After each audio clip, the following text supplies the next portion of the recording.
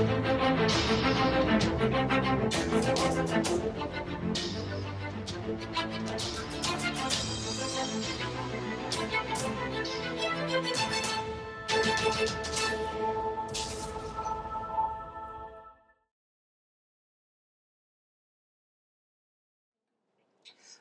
Jagan capital சவுன். ஏற்கனவே ஒரு காணொலி போட்டோம். அதை தொடர்ந்து வந்து சில கேள்விகள் கேட்டிருக்காங்க. ஸோ ஆஸ்க் ஐடி ஜெகன் ஒரு டேக் சோஷியல் மீடியாவில். ஸோ அதை சில கேள்விகள் கேட்டிருக்கு. அந்த கேள்விக்கு நான் பதில் சொல்கிறேன். முதல் கேள்வி என்னென்னா, best way to avoid spikes are identify the days where things may spike despite huge liquidity at ATM. இது என்ன கேட்குறாங்கன்னா வந்து, நிறைய லிக்விடிட்டி இருக்கிறதுனால ஏடிஎம்மில் இப்போ நிறைய பேர் செல் பண்ணுறதுனால இந்த ஸ்பைக் வருதான்னு கேட்டிருக்காங்க. இந்த மாதிரி ஸ்பைக் வர்றதுக்கு 2 காரணம் இருக்குது. காரணம் என்னென்னா வந்து, நீங்கள் சொல்கிற மாதிரி ஹியூஜ் குவான்டிட்டி அங்கே இருக்கிறது.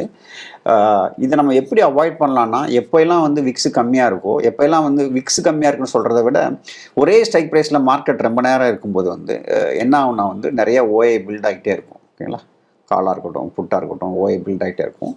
அப்போ திடீர்னு ஒரு மூவ்மெண்ட் வரும்போது என்ன ஆகுனா வந்து ஒரு ஸ்பைக் வர்றதுக்கு வாய்ப்பு இருக்குது, ஸ்டாப் லாஸ் ஜம்ப் ஆகிறதுக்கு வாய்ப்பு இருக்குது. இது பார்த்திங்கன்னா வந்து ப்ரைஸ் வந்து டெரிவேட்டிவ்ஸை மூவ் பண்ணுறதா, டெரிவேட்டிவ்ஸை ப்ரைஸை மூவ் பண்ணுதான்னு பார்க்கும்போது ரெண்டுமே மூவ் பண்ணணும். சரிங்களா, இது ரெண்டுமே பாசிபிள் தான். ஸோ இந்த மாதிரி காலகட்டத்தில் என்ன பண்ணுறதுன்னா, என்னுடைய பேக் டெஸ்டிங்கில் என்ன சொல்லுது அப்படின்னு பார்த்தீங்கன்னா வந்து, ஒரு மார்க்கெட் வந்து ஒரு ஸ்ட்ரைக் ப்ரைஸில் ரொம்ப நேரம் இருக்கும்போது இல்லை, அது நான் வேறு மாதிரி சொல்கிறேன். ப்ரைஸ் ஆக்ஷன் வழியாகவும் சொல்கிறேன், ஆப்ஷன் வழியாகவும் சொல்கிறேன்.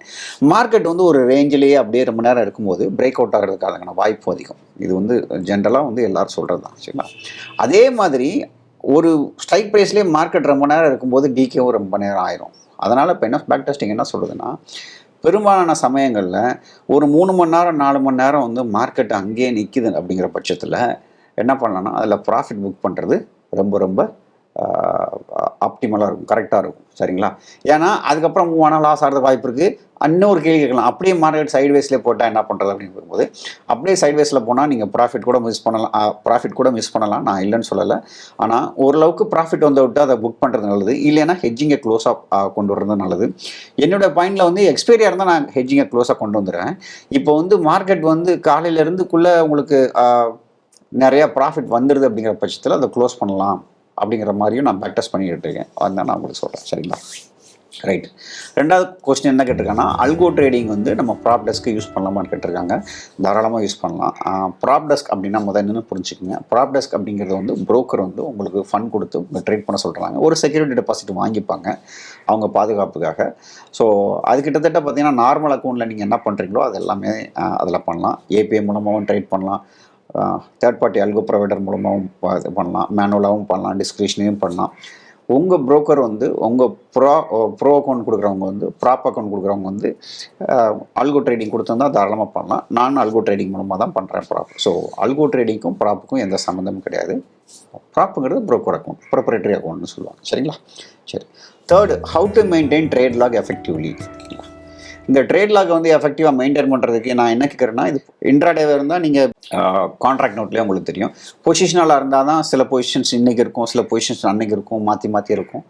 இந்த மாதிரி சமயங்களில் வந்து உங்களுக்கு எது பெஸ்ட்டுன்னு பார்த்தீங்கன்னா வந்து 2 இருக்குது. ஒன்று வந்து சென்சிபிள்னு ஒன்று இருக்குது. அதில் வந்து உங்களுக்கு வர்ச்சுவல் ட்ரேடுன்னு ஒன்று இருக்குது. வர்ச்சுவல் ட்ரேடில் நீங்கள் பொசிஷன்ஸ்லாம் போட்டு வச்சுக்கலாம். ஒரு காம்பினேஷன் ஆஃப் பொசிஷன்ஸ். நீங்கள் அயன் ஃப்ளை போட்டிருக்கீங்கன்னா போட்டு வச்சுக்கலாம். இல்லைனா ஃபியூச்சர் எடுக்கிறீங்கன்னா அதை போட்டு வச்சுக்கலாம். ஹெட்ஜிங் அதிகம் வாங்கினா அதை சேர்த்து போட்டு வச்சுக்கலாம். ஸோ கம்பைண்டாக ஒரு ஸ்ட்ராட்டஜிக்கு ப்ராஃபிட் எவ்வளோ, லாஸ் எவ்வளோன்னு ட்ராக் பண்ணுறது ஈஸி. அட்ஜஸ்ட்மெண்ட்டுக்கும் ப்ராஃபிட் லாஸ் ட்ராக் பண்ணுறது ஈஸி. உங்களுக்கு கிரீஸ் பார்க்குறது easy.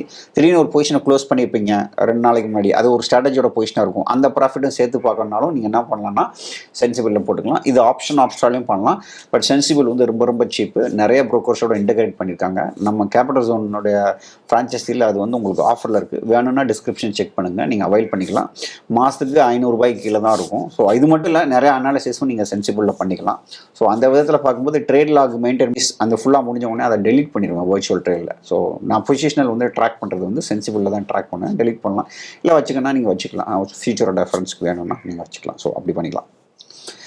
4th question, how to learn Python coding and code optimisation for index. இந்த கொஸ்டினை 2ஆக படிச்சுக்கிறேன். பைத்தான் எப்படி லேர்ன் பண்ணிக்கிறது அப்படின்னு. இப்போ உள்ள காலகட்டத்தில் நீங்கள் தனியாக வந்து ஜென்ரலாக எல்லாருக்கும் அவைலபிளாக இருக்கிறது வந்து பைத்தான் கோடிங் வந்து பார்த்திங்கன்னா யூடியூப்ஸில் எக்கச்சக்க வீடியோஸ் இருக்குது. ஸோ நீங்கள் அதில் பார்த்தாலே போதும். 4 மணி நேரம் 5 மணி நேரம் வீடியோ இருக்குது. பைத்தானோடைய கோர் நாலேஜ் வேணும்னா நீங்கள் அந்த வீடியோ பார்த்தாலே போதும். நீங்கள் வேறு எதுவுமே எனக்கு தேவையில்லைங்கிறது என்னுடைய கருத்து. நீங்கள் ப்ரோக்ராமிங் பேக்ரவுண்ட்லேருந்து வந்தீங்கன்னா, நான் ப்ரோக்ராமிங் பேக்ரவுண்ட்லேருந்து வந்தால் கூட நீங்கள் பைத்தான் லேர்ன் பண்ணிக்கலாம். அப்படி ஒன்றும் கஷ்டம்லாம் ஒன்றும் கிடையாது. சரிங்களா? இப்போ நம்ம ஆப்டிமைசேஷனுக்கு வருவோம். ஃபஸ்ட்டு ஆப்டிமைசேஷனா என்னென்னு பார்த்துக்கலாம். ஆப்டிமைசேஷன்னா வந்து என்ன அர்த்தம்னா வந்து ஒரு ரிசல்ட் கொடுத்துருக்காங்க, அதை விட பெட்டர் ரிசல்ட்ஸ் வந்து ஏதாவது பேராமீட்டரை மாற்றினா வருமா அப்படிங்கிறது தான் வந்து ஆப்டிமைசேஷன். இப்போ ஒரு உதாரணத்துக்கு மூவிங் ஆவரேஜ் வந்து ஒரு 40 போட்டிருக்கீங்க. ஸோ அது 50 போட்டால் பெட்டராக இருக்குமா, 30 போட்டால் பெட்டராக இருக்குமான்னு நீங்கள் ஆப்டிமைஸ் பண்ணி பார்க்குறது தான் வந்து ஆப்டிமைசேஷன். இது அமிப்ரோக்கரில் பை டிஃபால்ட்டாகவே ஆப்டிமைசேஷனுங்கிற பேரில் இருக்குது. நீங்கள் அதை யூஸ் பண்ணிக்கலாம். பைத்தானை பொறுத்த வரைக்கும் ஆப்டிமைசேஷன் வந்து நீங்கள் மேனுவலாக பண்ணணும். இதுக்கு 2 மெத்தட் இருக்குது பைத்தானில். ஒன்று வந்து மிஷின் லேர்னிங், டீப் லேர்னிங்னு ஒன்று இருக்குது. இதை நீங்கள் படிச்சுக்கிட்டிங்கன்னா நீங்கள் என்ன பண்ணலான்னா ஆப்டிமைசேஷன் நீங்கள் வந்து இதில் பண்ண முடியும், பைத்தானில் பண்ண முடியும். மிஷின் லேர்னிங், டீப் லேர்னிங் வழியாக பண்ண முடியும். நிறையா அமிப்ரோக்கோட பெஸ்ட்டாகவே பண்ண முடியும். ஆனால் நீங்கள் தான் கோட் எழுதிக்கணும். அமிப்ரோக்கரில் ஏற்கனவே இருக்குது. ஸோ இப்போ என்னுடைய இது எடுத்துட்டிங்கன்னா நான் ஆப்டிமைஸ் பண்ணி ஒரு பேட்டர்ன் கண்டுபிடிச்சி ஆப்டிமைஸ்டு அந்த எடுத்தோம்னா அது கர்ஃபிட் மாதிரி இருக்கும். அதில் ஒரு பேட்டர்ன் கண்டுபிடிச்சி இந்த பேட்டர்னில் தான் இது வேலை செய்யுதுன்னு பார்த்துட்டு அந்த பேட்டர்ன் தான் நம்ம போடுறோம். ஸோ அந்த விதத்தில் பார்க்கும்போது அது பெட்டர் ரிசல்ட்ஸாக இருக்கும். ஸோ பைத்தானில் மிஷின் லேர்னிங், டீப் லேர்னிங் பண்ணிங்கன்னா போதும். ஸ்டார்டிங் ஸ்டேஜில் நீங்கள் எக்ஸல்லே பண்ணலாம் ஆப்டிமைசேஷன். எதோட ரிசல்ட் பெட்டராக இருக்குது, எதோட ரிசல்ட் கம்மியாக இருக்குது அப்படின்ட்டு பார்க்குறதுக்கு வந்து. சரிங்களா? அடுத்து, is there any app to get a stock market event and data during the intraday? Okay, இது 2ஆக பிரிச்சுக்கிறேன். ஈவெண்ட்டுக்கு எங்கெங்கே போய் நீங்கள் பார்க்கலாம் அப்படின்னு. பெரிய பெரிய ஈவெண்ட்டுலாம் நீங்கள் எதில் பார்க்கலான்னா, பெரும்பாலும் வந்து விஷுவலில் பார்க்கணுன்னா நீங்கள் சிஎன்பிசி சேனலில் பார்க்கலாம். இல்லை நீங்கள் வெப்சைட்டில் பார்க்கணும் அப்படிங்கிற பட்சத்தில் நீங்கள் என்ன பண்ணலான்னா வந்து 2 வெப்சைட் இருக்குது. investing.comல உங்களுக்கு பெரிய பெரிய event, India event, global event எல்லாமே வந்து உங்களுக்கு வரும். டொமஸ்டிக், இன்டர்நேஷ்னல் ஈவெண்ட் எல்லாமே வரும். மணி கண்ட்ரோல் வெப்சைட்லேயே வரும். பட் investing.comல உங்களுக்கு ஒரு பெரிய லிஸ்ட்டே இருக்குது என்னென்ன ஈவெண்ட்டுன்னு. ரிசல்ட் வேணுனாலும் உங்களுக்கு மணி கண்ட்ரோலில் என்னைக்கு டேட்டு, எந்த கம்பெனியோட ரிசல்ட் இருக்குது அப்படிங்கிறதும் உங்களுக்கு இருக்குது. ஸோ நீங்கள் அதில் போய் பார்த்துக்கலாம். டேட்டா டூரிங் த இன்ட்ராடே அப்படிங்கிறது வந்து டேட்டா நான் எங்கே பார்க்குறது அப்படின்னா வந்து உங்கள் ப்ரோக்கரோட டெர்மினலில் பண்ணிங்க சார்ட்டர் தான் நீங்கள் பார்க்கலாம். ஆனால் என்னை பொறுத்த வரைக்கும் பெஸ்ட்டு டேட்டா அப்படிங்கிறது வந்து ட்ரேடிங் வியூ தான். ஏன் அப்படி சொல்கிறேன்னா, க்ளீன் டேட்டா, ஹிஸ்டாரிக்கல் டேட்டா இருக்குது. இப்போ நீங்கள் ப்ரோக்கர் டேட்டாவில் பார்த்தீங்கன்னா ஹிஸ்டாரிக்கல் டேட்டா ரொம்ப நாள் இருக்காது. ஆனால் ட்ரேடிங் வியூவில் உங்களுக்கு ஹிஸ்டாரிக்கல் டேட்டா இருக்குது, ரொம்ப நாளைக்கு இருக்குது, எல்லாமே இருக்குது. ஆப்ஷன் தவிர நீங்கள் எடுத்துட்டிங்கன்னா கரன்சி இருக்குது, கமாடிட்டி இருக்குது, யூஎஸ்டி ஐனா இருக்குது, எல்லாமே இருக்குது. ட்ரேடிங் வந்து ஒரு பிராண்டு. ஸோ அந்த விதத்தில் பார்க்கும்போது வந்து ட்ரேடிங் வியூ பெஸ்ட்டு. நான் ட்ரேடிங் வியூ தான் யூஸ் பண்ணுறேன். ரொம்ப நல்லாயிருக்கு. ஸோ இன்றைக்கி 5 கேள்விக்கு பதில் சொல்லிட்டேன்னு நினைக்கிறேன். மீண்டும் அடுத்த வாரம் ஒரு 5 கேள்விக்கு நான் பதில் சொல்கிறேன். அதுவரை விடைபெற்றுக் கொள்வது உங்கள் ஜெகன்.